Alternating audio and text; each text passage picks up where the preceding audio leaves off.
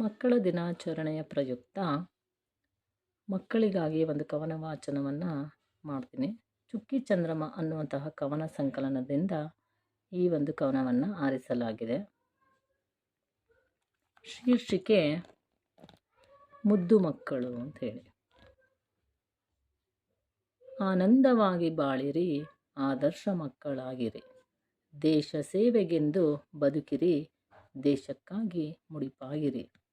ನೇತಾಜಿ, ನೆಹರು, ಗಾಂಧಿಯನ್ನು ನೋಡಿರಿ, ಅವರಂತೆ ನಮ್ಮ ದೇಶಕ್ಕೆ ನೀವು ಬೆಳಕಾಗಿರಿ.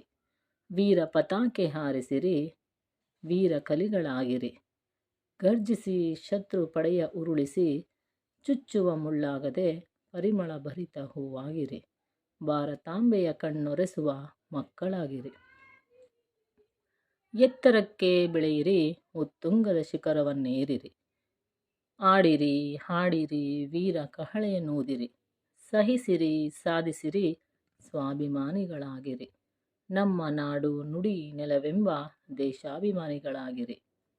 ಕೊಡುವ ದನಿಗಳಾಗಿ ದಯೆಯ ಮಹಿಮೆ ಅರಿಯಿರಿ, ಸ್ನೇಹ ಪ್ರೀತಿ ನೀಡಿರಿ, ತ್ಯಾಗದ ನಾಡೆಂದು ಸಾರಿರಿ. ನಡೆ ನುಡಿಯಿಂದ ಎಲ್ಲವನ್ನೂ ಗೆಲ್ಲಿರಿ, ಎಲ್ಲವನ್ನೂ ಗೆಲ್ಲಿಸಿರಿ, ಆಳಿರಿ ಅಳಿಸದಿರಿ, ನಮ್ಮ ನಾಡನ್ನು ಉಳಿಸುವವರಾಗಿರಿ. ಗುರಿಯೆಡೆಗೆ ನಡೆವ ಗಮನ ನಿಮ್ಮದಾಗಲಿ, ನೀವು ನಡೆವ ಹಾದಿಯಲ್ಲಿ ದೈವ ಹೂಮಳೆ ಸುರಿಯಲಿ.